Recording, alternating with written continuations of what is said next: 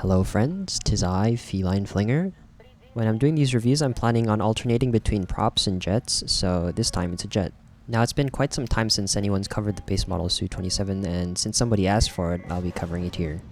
The main reason no one's covering this plane is because there's the Su-33 now that you can play instead of this. Now there's sort of side grades, but most people would prefer playing the Su-33 since it has a much better RWR and more missiles. The only advantages this plane gets is that it's lighter and has a better flight model, and it gets more countermeasures. But you're going to be needing a lot more of those countermeasures because your RWR isn't going to be as helpful as on the Su-33. In particular, this RWR isn't going to give you any information about what's locking you, whether it's an F-14 firing a missile at somebody who's not even close to you, or an R-27ER or a Mika heading straight for your face. Plus, it's segmented so that at your side it gives you a plus or minus 25 degrees tolerance, making it very difficult to know whether you're at the correct notch angle or not. Its missile loadout is quite good. It's about as good as you could ask for on a plane that doesn't carry Fox 3s. You can get quite a lot of use out of R-27ERs even at Fox 3 tier. Their high speed, their long range, and their excellent relock capability makes them quite good in almost every scenario. The only real downside is that they are still semi-active missiles, so you do have to still hold lock while they reach terminal guidance. Because you need to fly towards the enemies in order to maintain lock, if you're not careful with your positioning, it can very often get you in a situation where you've pushed too far close to the enemy and then you have to engage multiple enemies at close range where it's very difficult for you to defend. So at least from my experience, trying to play this plane has been a balancing act, staying behind your friendlies so that you can engage the enemies that they spot for you. If you stay too far behind, then you won't be able to apply as much pressure, but if you're too close, then you risk the chance of getting overwhelmed by all the enemies once they spot you. Now I'll admit that I'm not that experienced with top tiers, so I'm still getting used to positioning correctly, but what's worked for me so far is staying behind the teammates at around 5,000 meters altitude, and as we push the left side, we clear out anybody in front of us, and because I stayed a little behind, I'm in a good position to defend against anybody on the enemy team who's hooked right. Obviously, this is easier said than done. People are going to be firing missiles at you from high altitude and from all sorts of directions, so you have to defend. But I think I've gotten used to defending with this RWR. It's definitely not as easy as if I were in the Su-33, but if you make sure to sweep through the full 50-degree notch angles that are provided by your RWR, while chaffing and changing directions, then 9 times out of 10 it should usually defeat the missiles. I've also tried some more aggressive playstyles like flanking hard right, but I've never really had any good success with that, whether it's because of the poor RWR or because I can't spot anybody early due to my basic crew skill. I can't reliably engage the enemy with the element of surprise on my side, meaning I usually end up getting swarmed by 10 people who already know exactly where I am. So as unfortunate as it is, I usually end up using my teammates as spotters. You should of course also be using your radar to spot for enemies, but the radar on the Su-27 is a little finicky and can often give you wonky information. So I've found that I can't rely on it entirely to spot for enemies, because if I do that, there's a high likelihood that enemies will be able to slip through my detection and get close up to me, which is the worst possible situation for me to be in. Now this match is a full down tier, so I'm feeling a little comfortable pushing a little bit farther ahead than I normally would be. My RWR is lighting up right now, but I think I'll have enough time to guide this missile into the F-18 before it gets to me. I tend to launch these missiles at relatively close ranges, at under 12 kilometers. I know you can use the relock mechanic to turn your radar off after launching from a very long range, but I found that putting that much time and effort into maintaining a TWS lock at an enemy that's that far away is still a pretty big gamble, since the enemy could just start maneuvering randomly and accidentally kinetically defeat the missile. And while you do have a lot of R-27ERs, I would prefer to conserve them so that I can use them exclusively when they have a very high likelihood of killing. Either that or if I have to use them defensively. I have no idea how that R-27ER hit. I was on track memory for quite a while, so I guess he didn't maneuver after I lost lock on him, so the inertial guidance kept guiding it in towards him. Now this guy is multipathing pretty hard, so I'm thinking I might try and get a sneaky R-73 shot in on him, but it looks like he saw the missile coming in, so he just flares it off. I don't think there are any enemies around, so I'm gonna commit and dive in on him and see if I can secure the kill. I've been watching a lot of Bad Karma's videos these days to get better at this BR, since he's incredibly good at top tier jets. And one thing that stuck out to me a lot was that the difference between ace crew and basic crew is like night and day. In the spotting range and the amount of Gs that you can pull, it makes me wonder how much of a disadvantage that I'm playing at because I'm using basic crew only. I was too focused on the MiG-29, so there are 2 enemies that are way too close for comfort right now, so I'm pulling off to the side to see if I can slow down how quickly I approach them, since I can only really engage them one at a time with the R-27ERs. It's in moments like these in which I wish I had a small box ACM. He's definitely not notching my radar, so I don't see why it wouldn't lock instantly. It looks like he's coming straight at me, so it should be the perfect conditions. Does multipathing affect your ability to lock? Maybe I should test that. Either way, I get too tired and I just switch over to the R-73, which should do the trick as long as he's not paying attention. It would be nice to have another R-73 if I hadn't wasted 2 on the MiG-29, but he's pulling up in front of me so I can get a quick gunshot on him. I'm lucky that any of those hit, but I'm taking it. MiG-21 Bison fires a missile at me. I think it might be a radar missile, so I tried to notch, but I learned too late that it is actually an R-73. I'm gonna be honest, I never actually figured out how to defeat IRCCM missiles all that well. Like, I understand the base mechanics, but they all depend way too much on which plane you're flying, which direction your countermeasures go, which specific direction the missile is coming from, and because there's no consistent way of finding yourself in situations where you have to defeat IRCCM missiles over and over again repeatedly, I found that I've never actually learned how to defeat them other than pre-flaring and making the flower pattern. Maybe it's time I rewatch the videos on how to defeat them, and actually spend some time in a custom battle to really get those mechanics down, but at the same time I'm not sure if it'll actually be worth the time and effort, considering I probably have better things to do with my time. Like spending much more time in test flight to make Graph Thunder videos. Anyways, we lose this match because our last teammate manages to lose the 1v1. Rather unfortunate, but still a really good game overall. This next match is another full down tier. I don't get quite as many kills, but I wanted to show it because by staying behind my teammates and waiting for them to spot for me, I get what I think is the most perfect series of back-to-back kills with the R-27ER. First order of business, of course, is to notch the missiles that are coming in. Considering that it's turned from a hard lock to a soft lock a few times, there's a good chance that these might not be coming after me, but it's better safe than sorry.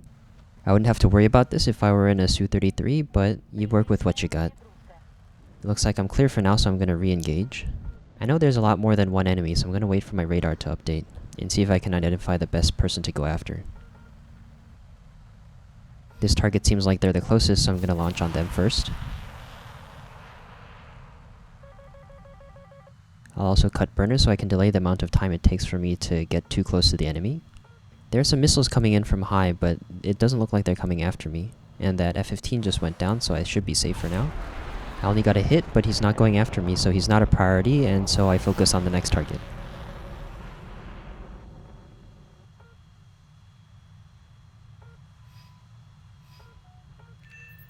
Nice. Next target. I was lucky to have locked the Mirage that didn't die to my teammates. And here comes the next target.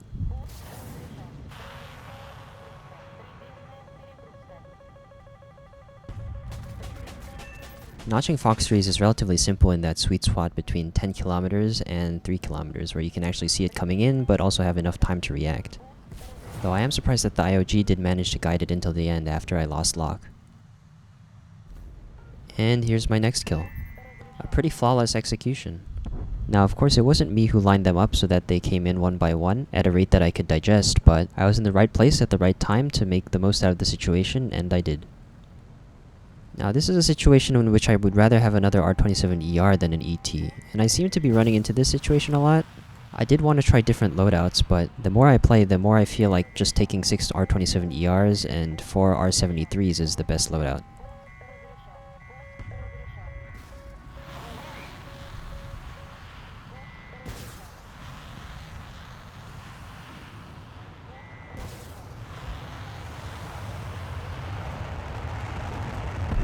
That was more missiles than I wanted to use on him, but there aren't that many enemies left anyways, so I might as well. I end up RTBing and not getting any more kills.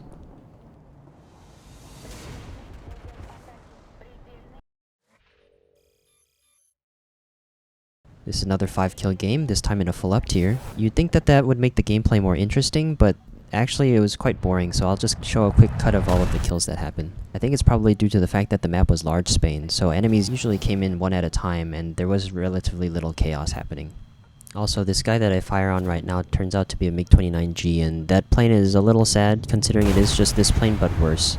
It has the same terrible RWR and just a lot fewer missiles at the same BR. It really goes to show how compressed this BR range is. Oh, it turns out that was an F-18 early. I don't know what he's doing at this BR, but I'll take the free kill. It's weird to get a top tier game where I don't have to defend against a single missile.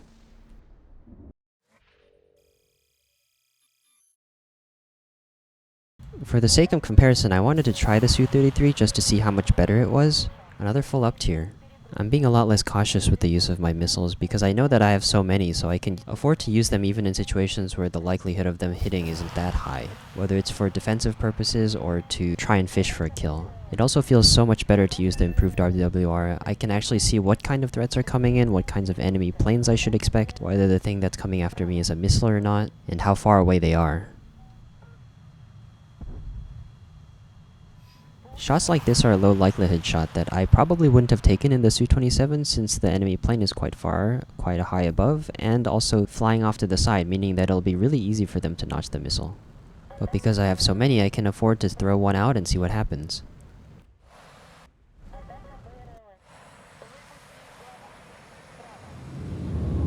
That probably would have been me if I was in the Su-27 as well. I don't know how they'd expect you to notch an R-27ER with that terrible RWR. Looks like there's a few enemies in front of me. I might as well take a shot.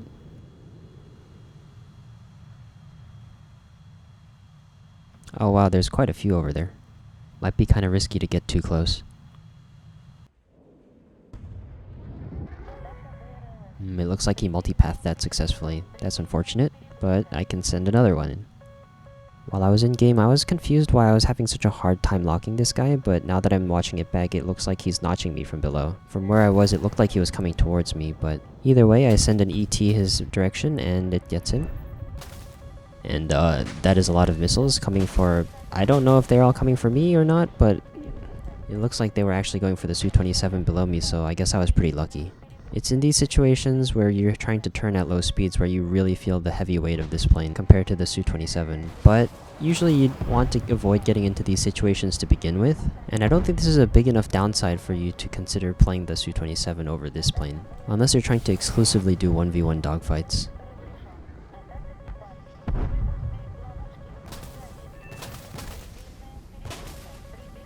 I get jump scared by the Su-33 that flies directly out from the sun.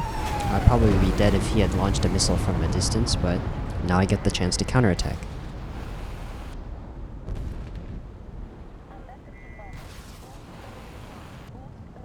Yeah, this plane definitely feels a lot more comfortable to play just because of the extra missiles and the RWR. You waste a lot less time trying to figure out whether you're notching a missile or a plane's radar, and you gain a lot more flexibility thanks to the extra missiles. As a bit more of an extreme example of the RWR being useful, here I can see that a missile is coming in, but I choose to maintain lock because I know that the missile is actually quite a bit of a distance away and I'll have enough time to kill this guy, and I should have enough time to notch the missile after I secure the kill. You can literally see the missile fly by right now. I had a few other interesting clips to share that weren't really part of interesting overall games, so here are a few interesting encounters I had. The enemy I was locking dies, so naturally I try to use the R-27ER's relock capability to find another enemy that I can kill with it. If you look at the radar, you'll actually notice that it goes into track IR since the enemy is notching the missile. So even though he's in the notch, he didn't pop any countermeasures and he ends up dying. Here I fire on another target that ends up dying before the missile gets to him. And my missile's trajectory is going pretty far to the left right now, and I end up locking somebody who's quite a bit farther to the right, so I didn't think that this one would track. But I guess the missile still had enough energy to make that full turn and still get this guy. In this clip, I do a pretty good job of defending against enemy Fox 3s in a full up tier, despite the terrible RWR, because I managed to keep the engagements pretty close range, which means that I can see the missiles coming in and notch them visually instead of relying on the RWR. It looks like that F2A already fired a missile at me, so I'm going to have to break my lock in order to notch his AAM4. And now I have a JF-17 heading in my direction. I need to put a missile out right now so that I can have a chance of killing him, or at the very least forcing him into a defensive position. I have to pull off early because there's another missile coming after me from the F2A and the JF. IOG once again coming in clutch.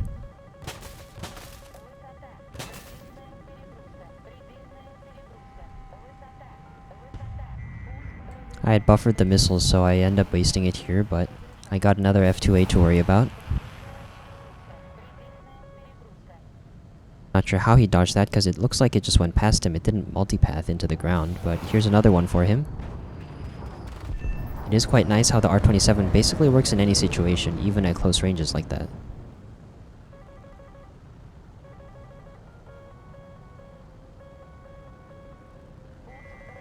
I doubt this R-73 will hit, but it's worth taking a shot. And luckily I had enough space to notch that. Even in games where I don't get a lot of kills, it is very satisfying to pull off those notches. And one last clip on a feature that I don't think a lot of people talk about. This plane as well as a few other top tiers get IRST, but it's especially nice on this plane because it has very powerful IR missiles. It would have been nice if I could have demonstrated with the R-27ET, but they work with the R-73s just fine. Right now an enemy's just taken off from their runway and I can see their small dot. I want to see how far away they are so that I can launch the missile at a range that it'll hit, but I don't want to set off their RWR by using my radars, so instead I'm using IRST to lock him. Even though it isn't a radar, it's giving me an exact range as to how far away he is, as well as information about whether he's within range of my missile or not. Right now he's too far away, but it looks like he hasn't noticed yet, so I'm just going to keep getting closer and closer until I'm within range to fire the missile.